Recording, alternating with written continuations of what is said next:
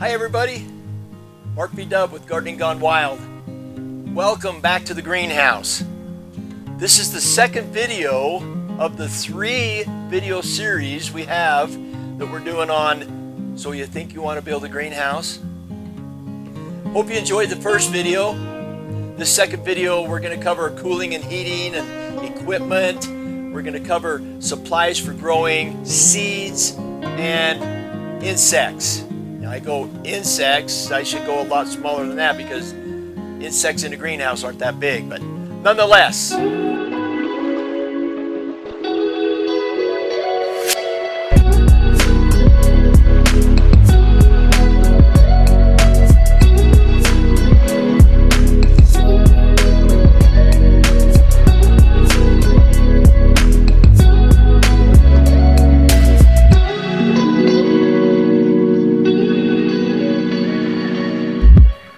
With the second video, and I'm excited to present the items on this video for you. Important things to consider before you start building that greenhouse, okay?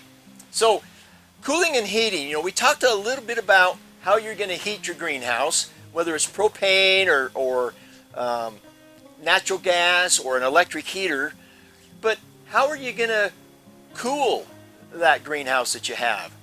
It's an important thing to consider because your plants can't stand anything, really any heat over 80 degrees. Once the heat gets over 80 degrees, your plants really start to suffer as far as the cells in the plant tissue and in the leaves. And then of course your buds that start to pop out and then open up into a flower, they start to stress out. The plant goes into survival mode and then they start dropping their blossoms because they want to survive the heat. So it's very important that you maintain a nice temperature in your greenhouse during the day. Otherwise, you're going to pay for it, literally in plant death. Now, the optimum temperatures that I like in my greenhouse are anywhere from 75 to 80 degrees. Anything above 80, it's going to start affecting your plant's growth and production. Okay, you don't want that. The optimum temperature I like in my greenhouse at night, if I'm growing during the cold months of the winter or early spring, late fall, is around 60 to 65 degrees. Plants can handle, down to about 50, 55 degrees, but it starts to slow down the process of their growth, and you don't want that in your greenhouse. If you're growing plants for your garden, you want to have a nice, healthy plant. So try to keep your plants, your greenhouse temps at night about 60 to 65 degrees, and then again during the day about 75 to 80, okay? And you'll be very happy, so will your plants. In fact, they'll be so happy that they'll grow lots of vegetables and flowers for you, okay? So, how are you going to cool it? There's different things that you can use to cool your greenhouse. Some people will just use a box fan to kind of knock down the temperatures. That doesn't really cut it if you're really serious about growing in your greenhouse and maintaining a good temperature. Hey, and also a thing to remember about your temperature is if it starts getting too hot, hey, even if you're not growing stuff in the greenhouse during the summer, you still want to keep your temperatures down because hot temperatures start to have a huge effect on your equipment, your lights, your fans, your water pipes, your hoses, and everything else, okay? Even your containers, your little inserts that you're going to grow stuff in, excessive heat can melt those things, and you lose those, and you're wasting money. So I like to have what's known as a cooling pad. Now I've got my finger up because I'm pointing at that brown pad behind me in the background in my greenhouse. I have that. It's a 5-foot by 6-foot cooling pad. And those are things that you can get from Atlas Greenhouse. Just tell them you're building a cooling pad in your greenhouse, and they come in 4-inch thick or they come in 6-inch thick, anywhere from 2 feet tall to 6 feet tall. So mine are 5 feet tall, and my cooling pad is 6 feet wide. The way that you can figure out what size of a cooling pad you're going to need is by the amount of CFMs that you're going to need, the cubic feet per minute airflow, and you do that by timesing your width and your length and your height and then dividing that so that you can get the optimum CFM for your greenhouse, okay? You want to draw the stagnant hot air out of your greenhouse and have fresh air coming into your greenhouse most all the time, day and night, especially in the summertime when things start to warm up. So the cooling pad's behind me, and then where you can't see it, it's the other side of the greenhouse. On the east side, I have my exhaust fan, which is about a 24-inch exhaust fan. And that's sufficient enough, for the most part, to keep the air moving through your greenhouse. I will install a second exhaust fan as I start to grow more in the summertime, okay? So think about your cooling pad, think about your exhaust fan, and then another fan that you're going to need is a fan called an HAF fan. Horizontal airflow is what that stands for. What that does is that helps to circulate the air through your greenhouse so that it leaves a little bit of a breeze going so that the air doesn't get stagnant. The moisture sets on the leaves of your plants and the stems and even the fruit if you're growing in here. It sets on that, and then it starts to create rust on your tomatoes or peppers. It starts to put spots on your leaves, and when your leaves start to stress, they send out a signal, and that brings in the bugs. So that's another video down the road we'll talk about as the growing season gets closer, okay? So it will help you to prepare yourself for anything. So exhaust fan, cooling pad, HAF fan, those are things you're going to need in here, okay? We talked about what method of heat you're going to use, whether it's going to be electrical or whether it's going to be propane or natural gas, okay? Now, obviously, during the day, like today here in Utah, it was about 50 degrees outside, and in the greenhouse, it was 67 degrees. Now, that's what, 16, 17 degrees above what it would be outside, but that's pretty nice. That's pretty comfortable. But when the sun starts baking and start heating up in the daytime and the days get longer, you've got to make sure you keep that greenhouse cool, okay? So the next thing, let's talk about equipment. Now you're thinking, Mark, we just talked about equipment, heaters and fans and all that kind of stuff, but the equipment list expands from those items. We want to talk about benches. We want to talk about flooring, watering devices, your fertilization devices, and lights or plug-ins and electrical panel box and stuff like that, okay? So your benches or your tables that you put your plants on to grow, that's important. And you know what? Keep it simple. You don't need to get all elaborate. You know, a lot of these big greenhouses have aluminum benches. They have the plastic graded bench top, which is really nice. It can be pretty pricey. In fact, in the greenhouse that I work at, it's only a 30 by 60 foot greenhouse. Our benches cost us about 12 grand. Yeah, 12,000. In my greenhouse, what I like to do is I like to use wood. I like to use a 1x6, and then I like to use a 2x4 to put under that to screw into the 1x6 that then attaches that to the 1x6. And then I use cinder blocks. Yeah, cinder blocks under that to hold up my benches, and that's my bench system. It's functional, it works, and it's inexpensive. So benches, okay, those are important to have. Now, if you can't afford to buy a bunch of wood and cinder blocks right now, then hey, just use a couple of those nice lifetime tables, or church tables I like to call them. So those are okay to grow on as well. But as you get into growing and developing a customer base or whatever you're doing in your greenhouse, it's nice to have just some nice benches in there that are going to hold up. And then you say, well, wood, isn't the water going to affect the wood? Sure. Yeah. But guess what? It's going to weather, it's going to hold up, and it's not going to rot, and you're going to have good success for many years. In fact, in my other greenhouse at work, we have wooden benches, and they've been in there for over 7 years, and they almost look the same as when we put them in. Just a little weathering from the sun and maybe a little bit of the water that gets on them, or some of the soil stains and things, but that's not a big problem, okay? Now, flooring. You want to make sure that you do your flooring right, okay? Don't just put in a dirt floor, because where's the water going to go? Where's it going to drain? You're going to need a lot of water to water your plants. They require a lot of water. It's got to go somewhere after it leaches down through the soil in your trays and down into the ground. So what I like to do is in my greenhouse floor, I leave about 12 inches of a space. And in that 12 inches, I like to put 6 to 8 inches of 1-inch gravel in there.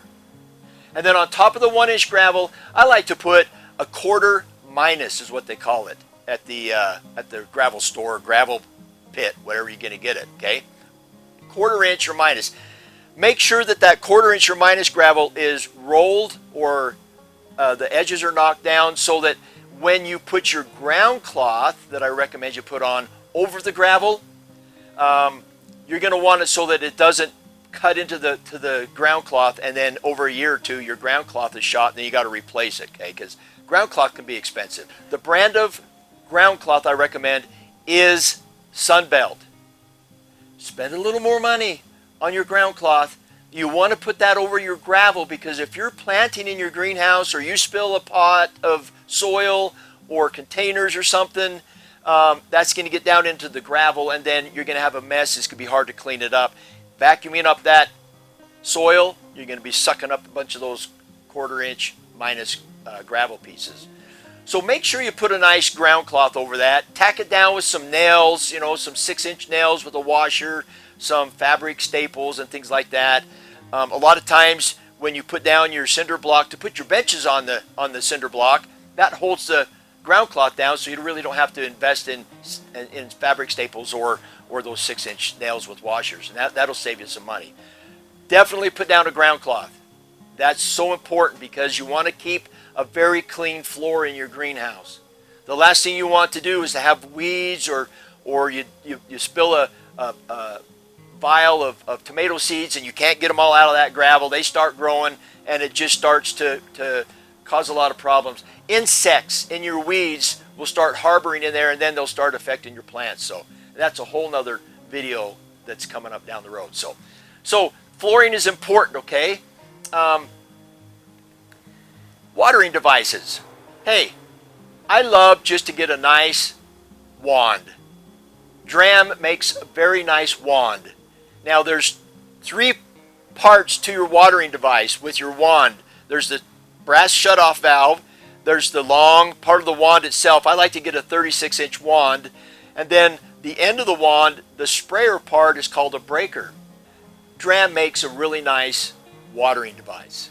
Okay, I would recommend buying a Dramm wand with a breaker, the redhead breaker on the end of your wand to break the water, so that you have a nice little spray, kind of like your shower. It's not too hard and forceful, but it's just soft enough that it massages your plants when you're watering them, okay? Fertilize. How are you going to fertilize your plants? You need a fertilizer injector. You know, you've got Dosatron, you've got Ferticam, and you've got Siphon Jet, all kinds of different fertilizer injectors. Or if you just want to mix it up in a gallon jug and get one of your watering cans like I've got right here, okay, you can use that to spread your fertilizer on your plants every so often, once or so a week. But I like the Dosatron fertilizer injector. If you can afford it, they're about $385 up to $425, but they last forever, and they do an awesome job in injecting the right amount of fertilizer that your plants require based upon what's called parts per million, and that's something that's another video down the road as well, okay? So how are you going to fertilize it? It's nice because you can hook that Dosatron right into your water system, and it siphons it out, or you turn a valve and you don't have to worry about fertilizer coming out of it, but you can put it in a 5-gallon bucket, mix up your fertilizer mixture, and then boom, you fertilize your plants, you feed them, they're happy, you're happy, because you have happy plants, right? Now, are you going to want lights in your greenhouse? You know, we talked a little bit about electrical in the first video. I've got lights in my greenhouse, but I rarely use them unless I get bored at night when I'm not sleeping, or I want something to do out in the greenhouse. I can come out here and flip on the lights, and it's beautiful out here at night with the lights on. In fact, hey, one of these times I'll do a video in the dark, flip on the lights, and we'll let you see what it looks like out here, okay? Hey, If you're liking what you're watching, please subscribe. Hit that subscribe button. Okay? Hit the icon that says like and share. If you have any comments or any questions, write them below and I'll get to them just as soon as I can.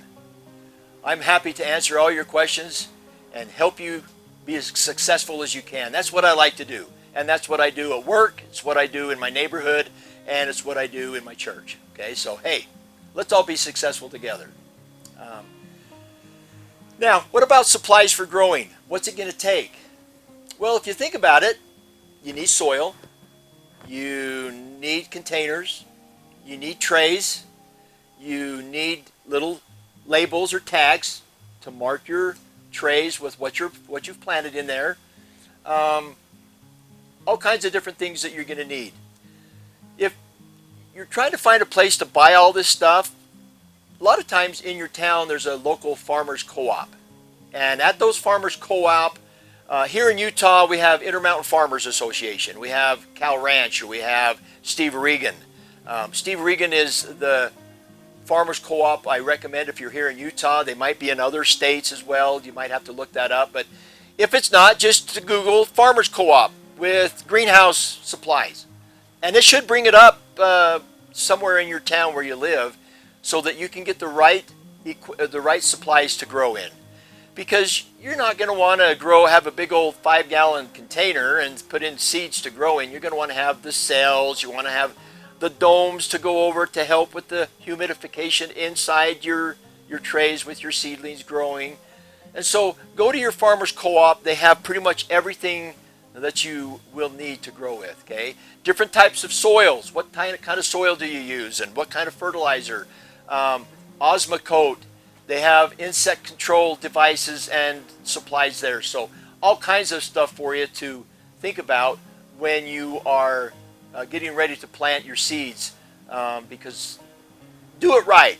Don't try to save the stuff from last year unless you're in a clean mode, or you disinfect it with Clorox and then let it dry out. Because if you try to use stuff from last year, or people are bringing stuff in from their house or sharing with you, or say, hey, you want to recycle this, I'll bring it to you.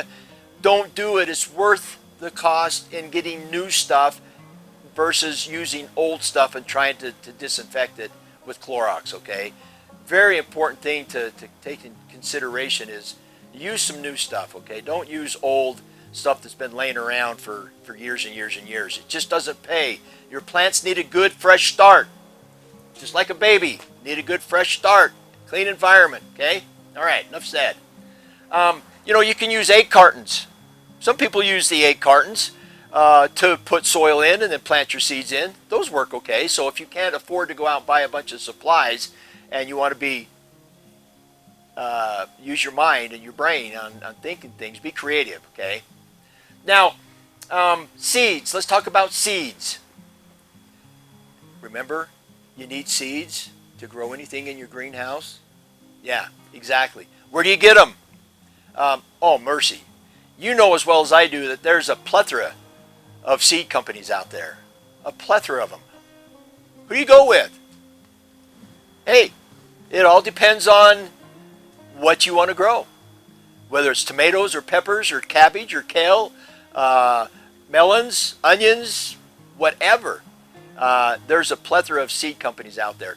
But I'll tell you a couple that I really like because they have everything I need and I don't pay an exuberant amount for my seeds, and they'll ship. Most of the time seed companies will ship for free if you order enough. Okay, and some of the seed companies I go with here in Utah, one is called Mountain Valley Seed, or True Leaf Market, now they're called. Excellent people to work with. They're very personable, they're professional, and they know their stuff. So Mountain Valley Seed or True Leaf Market, they're the same place. You can think about Johnny Select Seed. You've got Territorial Seeds. If you're into the heirloom scene and you need some good heirlooms, if you haven't already discovered Baker Creek Heirlooms in Missouri, wow, I'd recommend you contact them. A great company. Look on YouTube and bring up the Baker Creek story and how it started. It's pretty impressive. Jer is an amazing person. Him and his wife and their kids and their family, they built up an incredible business with their heirloom seeds. It's a cool video to watch, okay? So if you watch any other videos besides my videos, then that's one I would recommend, okay? So, hey, you know what? If you decide you want to save your own seeds and save some money, you can do that just the same, okay? But you have to remember that the seeds that you're trying to save are the open pollinated seeds, the heirloom seeds, because if you're trying to save a hybrid, you're not going to get the true plant the following year from those hybrid parents, because it's not the way it works. So open pollinated and heirloom seeds, you're going to get the true plant year after year after year. And seed saving is easy. You think you want to watch a video on seed saving? There's a million of them out there, but we're going to provide one for you that's going to be pretty cool. So hang in there, okay? Now, the last thing I want to talk about on this video is insects. Now, I won't get too involved in insects. But remember the old adage we talked about in the first video about if you build it, they will come? And that's just not your neighbors. It's just not your friends or family members. It's insects. Because most of the time, the greenhouse is an optimum warm environment for anything to grow, insects included. So you need to become familiar with some of the insects that are going to get in your greenhouse. And I'm not talking about grasshoppers or katydids or things like that, but insects like aphids, thrips, fungus gnats. Now, fungus gnat and a fruit fly really are different. The fruit fly is more of a reddish, where the fungus gnat is more of a blackish gnat, a fly, okay? The pesky little things get all over the place if you're not careful, okay? So, fungus gnats, aphids, and thrips. Now, an aphid is a soft body. A thrip, take a piece of your hair and look at it. That's about what a thrip looks like. It's very skinny, but could be very detrimental to your crop. And of course, the fungus gnats can be just as detrimental. They're more aesthetic or more of a nuisance, like your fruit flies in your house with your fruit bowl, than really anything else, unless they start getting into the soil and then the larvae gets into your plants. And that's something else we'll talk about in a different video down the road. So, insect control. You know, what do you know about bugs? If you don't know very much, I recommend that you start learning, because they will take over in a heartbeat if you're not careful. An aphid, when a female aphid lays her 200 eggs, those 200 eggs are already pregnant. And then those eggs, when they are hatched, those eggs are pregnant. And if you don't get on top of your aphid population in real quick, they can explode within a week, and then your crops are really going to have an issue. You're going to be discouraged, and you're probably going to want to just throw everything out, okay? Stay on top of your insect control. It's so important, so important. How are you going to control them? There's organic, okay? That's a non-chemical way. There's organic sprays out there, organic ways that you can put some ingredients together to make some really good, potent, effective organic sprays or materials for your insect control, okay? You have a conventional, which I would say are chemicals. You know, there's many chemicals out there that you can use, but we don't want to spray too many chemicals on our edibles. I mean, we don't even want to spray any chemicals on our edibles for that matter. And so you got to be really careful on that. Now, if you've got ornamentals and you're growing just ornamentals, which are your flowering plants, your marigolds, petunias, and salvia and stuff like that, sometimes those conventional chemicals aren't bad. But never spray chemicals on your edibles, because the residual seeps into the tissue and gets into your flowers and stuff and gets into your fruit. Now, the amount that's going to be in there, is it really going to hurt you? Maybe in the long term, but so it's just good to avoid using chemicals on your edible plants, especially. You can use the old method of biological, which means predatory insects. You get a predator insect that comes in, like a ladybug, for instance. Ladybugs love aphids because aphids are juicy. They're just full of liquid, and the ladybug comes in and they can eat those aphids. They'll also eat the thrips as well if they're hungry enough, okay? But they mainly prey on the aphids in your greenhouse. The ladybugs do. You can buy lady beetles. That's kind of like a ladybug. It's in the same family, but they also are a predatory insect that come in and eat your aphids and stuff, okay? Now, there's another thing you can use. Last thing I want to touch base on insect control in your greenhouse, and that's called a yellow sticky card. Now, they're about a 3x5 card, and they are sticky on both sides, meaning when an insect flies into it, it's like a roach motel. They check in, but they won't check out. And so those insects, once they hit that yellow sticky card, they're stuck and they're going nowhere. They'll starve to death. They'll die. That's a very good way to help to control your insects, whether it's whiteflies, thrips, aphids. They're all flying. Most of them are all flying insects in your greenhouse. They'll catch house flies in your greenhouse. And eventually, if a moth gets in there, it can catch the moth as well because, again, they're sticky and they aren't going to be able to go anywhere. A little pricey, but I put, like in my little greenhouse here, my 12x20 greenhouse, I'll put about 10 or 15 throughout my trays and my plants. Or if I'm growing tomatoes and peppers in here like I like to in the late fall, early winter, then I'll put some of those yellow sticky cards in there. The cool thing is that insects are attracted to yellow.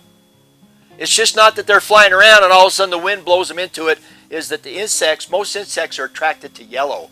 And that's why the manufacturers of these sticky cards uses yellow, okay? Well, that pretty much wraps up our second video here at Gardening Gone Wild in the Greenhouse with Mark B. Dubb. Remember to subscribe. If you like what you saw today, make sure you hit the like button, share it, and if you have any comments or questions, make sure you make those below, and I'll get to them just as soon as I can. Thanks for watching, and we'll see you next time for the third video in So You Think You Want to Build a Greenhouse?